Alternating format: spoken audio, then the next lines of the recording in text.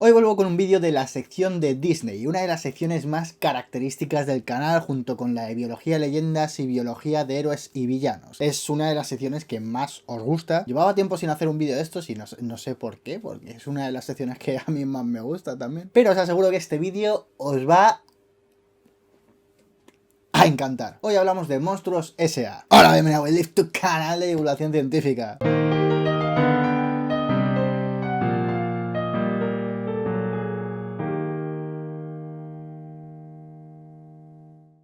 Monstruos S.A. es una película que nos muestra la realidad de un mundo de monstruos situada en una ciudad llamada Monstruópolis. Como toda ciudad, Monstruópolis necesita su industria para poder conseguir energía, y la central eléctrica es pertenencia de la empresa Monstruos S.A., dirigida por el señor Waternoose. Que por cierto es un bicho feo de cojones, o sea, es que es una fusión entre Donald Trump, Vito Corleone y el jefe Nas de los Gungans. Esta empresa obtiene energía para abastecer a toda la ciudad a base de asustar a niños. El secreto de esto se encuentra en sus gritos. Es decir, que los niños son una fuente de energía. Sin embargo, hay una cara B de esta moneda, porque al mismo tiempo que los niños son un recurso fundamental para su vida normal, los monstruos tienen un gran temor por los niños, por aquella fuente de la que dependen.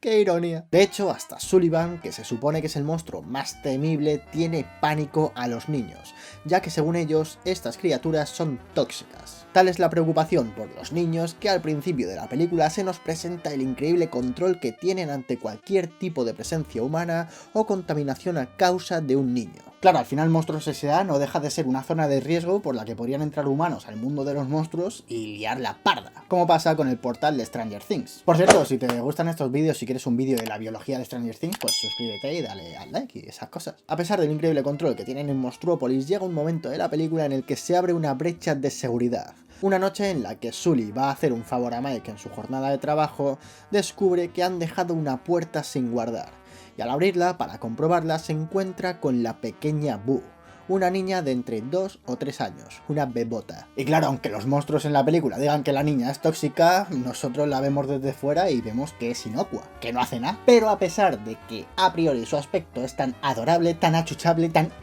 las apariencias pueden engañar. A nivel biológico, lo que vamos a ver en este vídeo es ¿por qué Boo era tan peligrosa? Pues la respuesta a esto la encontramos en la ecología.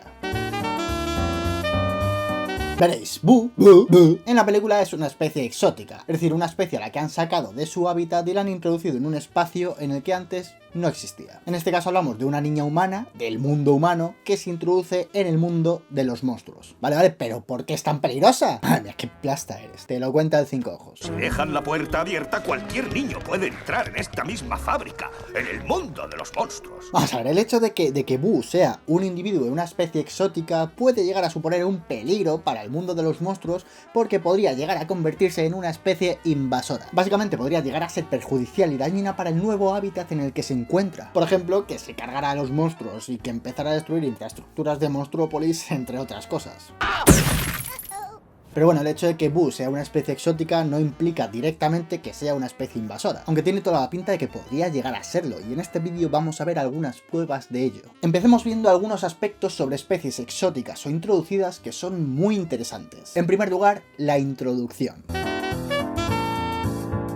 La entrada de Boo viene por una cagada de Sully en el momento en el que abre una puerta que estaba activada cuando no debía de hacerlo. Aquí vemos una de las mejores escenas de la película, que es el primer encuentro de Sully con Boo.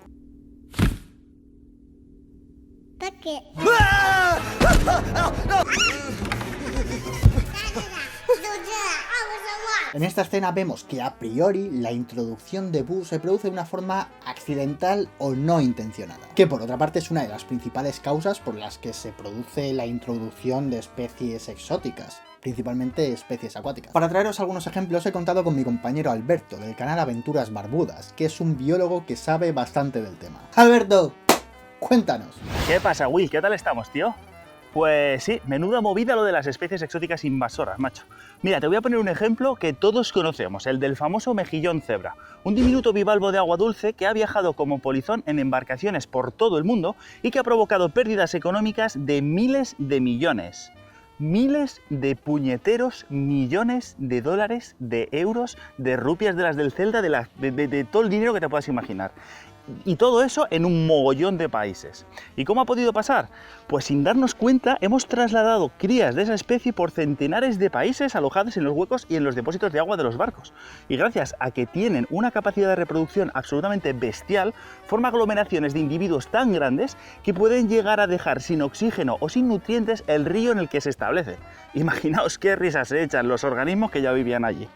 Bueno, imagínate cuando esas aglomeraciones se forman en el interior de una tubería, pues te puedes hacer a la idea de lo que pasa, ¿verdad? Mirad, cuando una especie introducida en un ecosistema es invasora, pasa por una serie de fases de un proceso conocido como invasión. ¡Wow! La primera fase es la introducción, que ya lo hemos visto. Coges al bicho y lo introduces en un ecosistema que no es el suyo. Coges a Boo del mundo humano y la metes en Monstrópolis. La segunda fase es la de naturalización, es decir, que la especie se adapta a su nuevo entorno, a su nuevo ecosistema, incluso mucho mejor que al ecosistema natural del que procede. La tercera fase es la de extensión o invasión, que es cuando empieza a liar la parda. Por último, la fase de estabilización, es decir, que ese ecosistema ya es suyo. En el caso de la película de Monstruos S.A. vemos que Boo llega a la segunda fase de invasión, a la naturalización. Y además es algo que no le cuesta nada a pesar de ser una niña por dos motivos. En primer lugar, que casi todos los monstruos le tienen miedo y campa a sus anchas, lo que se conoce como ausencia de competidores. Y por otra parte, que Sully la protege y la mantiene escondida. Además, una muestra muy clara de la adaptación de Boo durante la película es el único factor que podía suponerle un impedimento: Randall, que es junto a Sully uno de los monstruos más temibles, porque ella demuestra que le tiene miedo y le conoce bastante bien. Sin embargo, podemos ver al final de la película que Boo consigue adaptarse a esa amenaza, hasta el punto de perderle el miedo y plantarle cara, y con solo 3 o 5 añitos. Y mira, hay un palizote.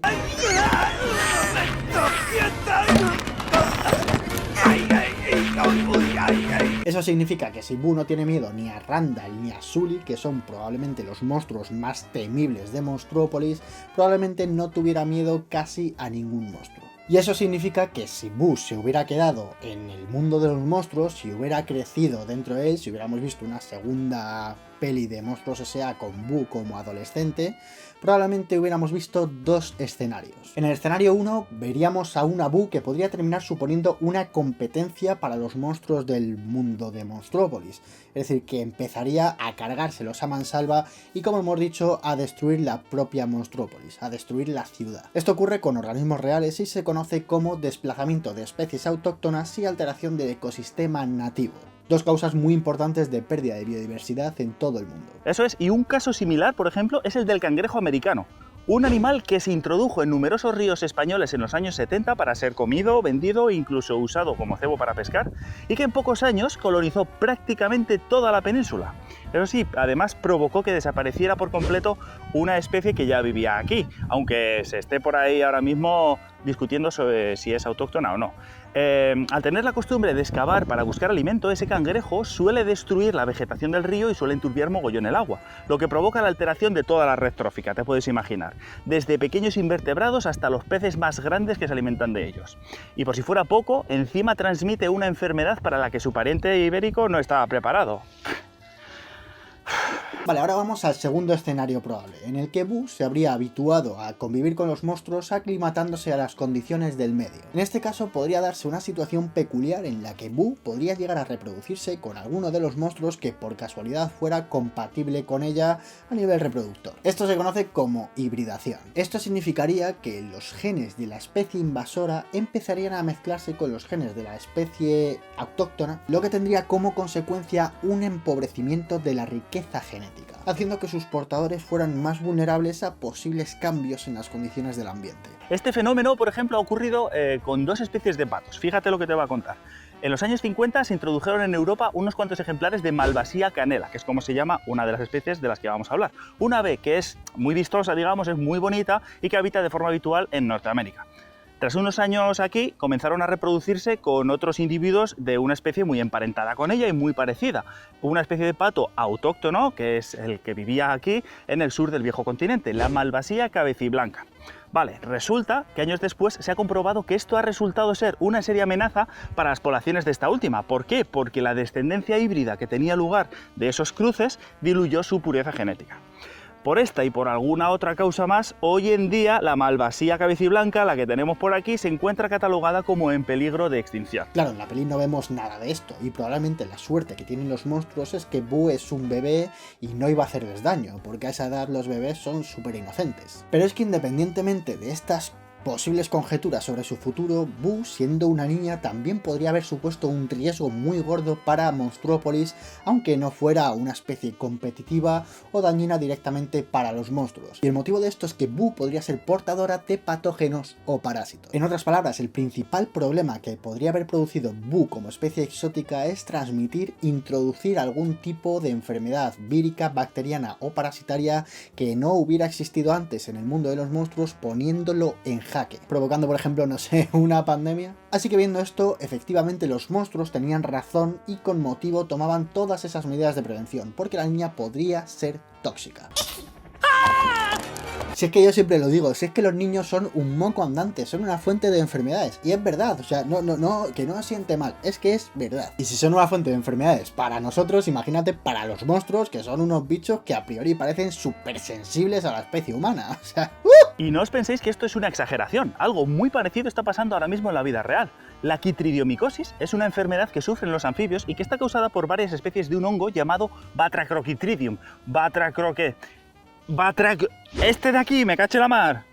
Bueno, pues bien, resulta que desde hace un tiempo ese hongo se está expandiendo por todo el mundo a un ritmo súper elevado y está aniquilando muchísimas especies de estos animales. Y cuando digo muchísimas, me refiero a que está afectando a más de 500, ojito, y ha causado la extinción de más de 90. ¿Y cómo se lo está montando un hongo tan pequeñito para viajar por todo el mundo? Bien, pues según algunos estudios recientes se ha comprobado que una de las causas que ha acelerado ese proceso es el mercado de mascotas. Muchos de esos animales exóticos que portaban la enfermedad fueron liberados o se han escapado al medio natural y han contribuido a propagar la enfermedad entre todas las poblaciones autóctonas, arrasando con miles y miles y miles de animales salvajes. Una puñetera catástrofe. Pero bueno, como es muy adorable, lo que nos vamos a plantear es que Boo es únicamente una especie exótica, es decir, que a priori no es dañina para el mundo de los monstruos y no se los va a cargar. Ahora quiero que nos fijemos en una cosa que nos muestra la película, y es la importancia del manejo de especies exóticas. Y para esto vamos a volver al principio, a cómo se introdujo Boo. Si observamos al principio de la peli en Monstruópolis hay un control brutal con respecto a las vías de introducción y a la contaminación con objetos de niños, por lo que probablemente existiría un marco legal. Y realmente, aunque fue un accidente y Sully intentó en un inicio reintroducirla en su hábitat, cometió una irresponsabilidad abriendo la puerta cuando se la encontró. Pero es que hay otro problema intrínseco en la introducción de Boo en el mundo de Monstruos S.A., un problema que realmente afecta a nuestra sociedad. Y es que ¿cómo es posible que habiendo tanto control, esa puerta estuviera ahí a merced de cualquiera? La respuesta a esto es muy clara.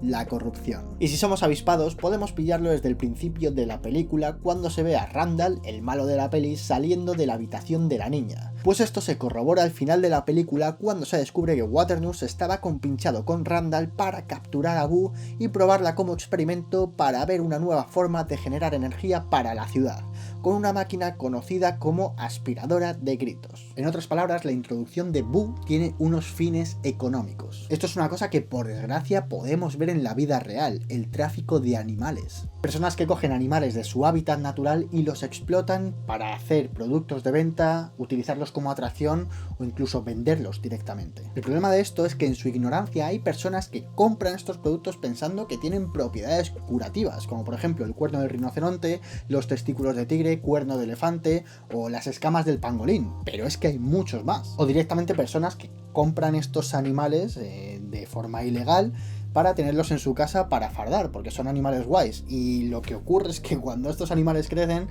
las personas se dan cuenta de que no es un animal que se pueda tener en casa y los abandonan. Y ahí es cuando se produce el problema, porque cuando ese animal se suelta en la naturaleza es cuando empieza a producir impactos ecosistémicos. Como si Sully y Mike hubieran soltado a Boo siendo adolescente porque ven que es un ser indominable. Imagínate a Boo con la edad del pavo, tú.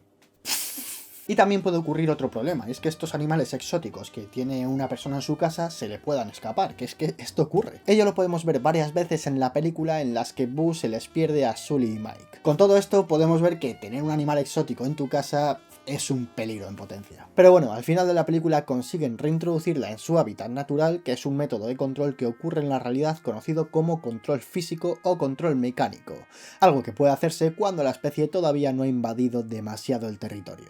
Es decir, que tuvieron la suerte de que Boo fuera una bebé humana y solo fuera una de ellas. Por ello, la película de Monstruos S.A. nos puede servir como un ejemplo de que por muy bonito que pueda parecer un animal y por mucho cariño que se le coja, tiene que estar en su hábitat natural. Nada más por hoy, espero que os haya gustado este vídeo. Si es así, dejadmelo en los comentarios. Ya sé que en la pestaña de comunidad os puse que si quisierais que hiciera una película de Disney, cuál querríais que fuera. Pero bueno, si queréis dejádmela también en los comentarios por aquí. Alguna película de Disney, la que queréis que comente aspectos de biología, pues comentad. Muchísimas gracias, Alberto, del canal Aventuras Barbudas. Ha sido un placer tenerte aquí. Nada, joder, yo encantado, ya lo sabes. Ey, por cierto, a ver si te vienes pronto a mi canal y seguimos hablando de bichos ahí, tío. Un abrazo barbudo gigante, Will. Y recuerda, si te gusta el canal, suscríbete, sígueme por las redes sociales, que os tengo un poco cosillas, y eso de la campanita, que me han dicho que le tienes que dar a la campanita, comparte el vídeo, dale a like, que me hace mucha ilusión. Dale al like, hombre, no te cuesta nada. Y nada, cuídense.